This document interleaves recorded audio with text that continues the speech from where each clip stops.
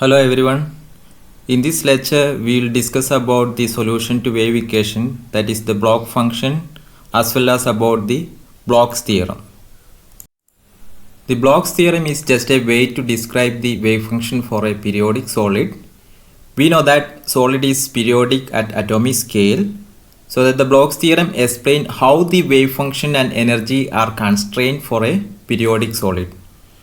So it has got two postulates.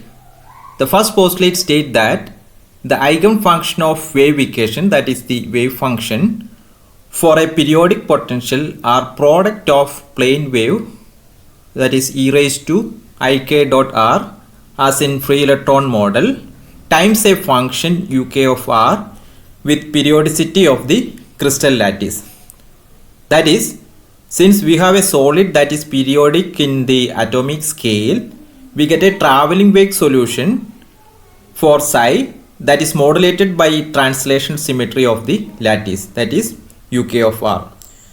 Mathematically, we can represent psi k of r is equal to uk of r times e raised to ik dot r, where this uk of r, the modulated function, has period of the crystal lattice, that is uk of r is equal to uk of r plus t. That is, the traveling wave solution must suggest that we must have periodic boundary condition for the microscopic solid.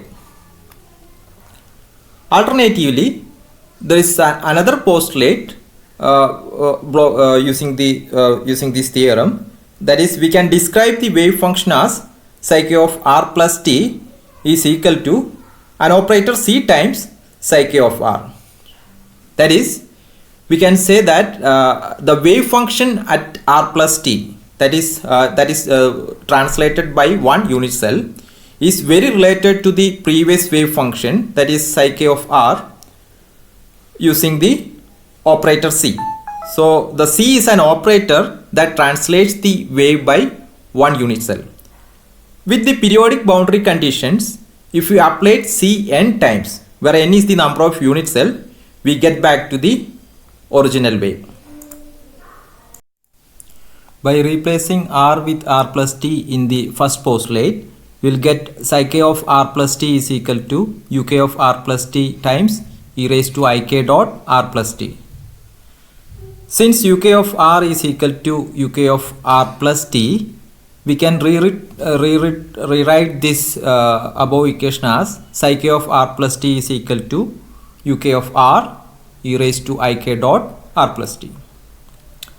Again, using the first postulate, we can substitute for uk r, so that you will get psi k of r plus t is equal to psi k of r divided by e raised to ik dot r times e raised to ik dot r plus t, and that is equal to psi k of r times e raised to ik dot t. That is, from cell to cell, the wave function varies by a phase factor of e raised to ik dot t, where t is the translational vector. So that is all the Bloch's theorem does is connect the wave function of the solid to terms of underlying translational symmetry. Now we will discuss the physical interpretation of the Bloch's theorem. We see that the wave function is periodic at two length scales, where the modulation function u is periodic in t, that is the atomic scale, with lattice spacing a, and e raised to ik dot r is periodic in L, that is the sample scale. On multiplying the real part of u with real part of e raised to ik dot r, we can see the real part of psi, the wave function, the modulated function. So that is the Bloch wave is shown in this figure. So this is how the real part of wave function look like, and that is called the Bloch wave. We will discuss about the restatement or the exact proof of the Bloch's theorem, which is even applicable to the degenerate wave functions. That is the energy eigenfunction having different values of eigenvalues. In the derivation of wave equation, we see that the wave function psi of x can be expressed as a Fourier series summed over all the values of wave vector permitted by the boundary conditions. That is, psi k of x can be expressed as is equal to summation over k ck e raised to ik dot x. Since the coefficients ck are now related only to those coefficient which is shifted by g, that is what we derived during the wave equation or the central equation, we can rewrite the wave function at a particular wave vector at the atomic scale. That is, psi k of x is equal to summation over g ck minus g e raised to I k minus g dot x.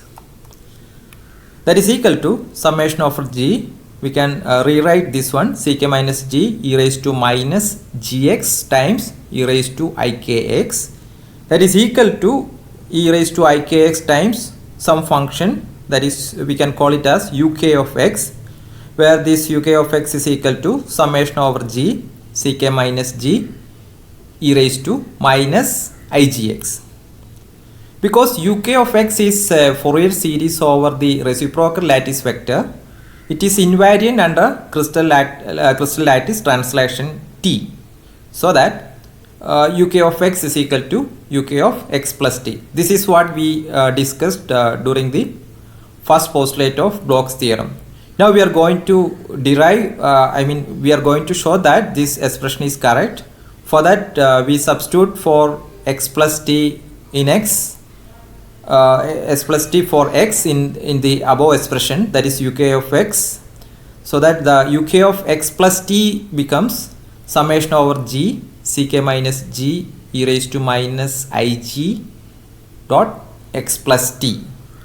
This can be rewrite as e raised to minus igt into summation over g ck minus g e raised to minus igx, that is equal to e raised to minus igt times uk of x from the above expression of uk of x. But we know that e raised to minus igt is equal to 1. That is quite common relations. G dot t e raised to minus ig dot t is equal to 1. It follows that uk of x is equal to uk of x plus t, and thereby establishing the periodicity of uk of x. This is called the alternate and the exact proof to the Bloch's theorem.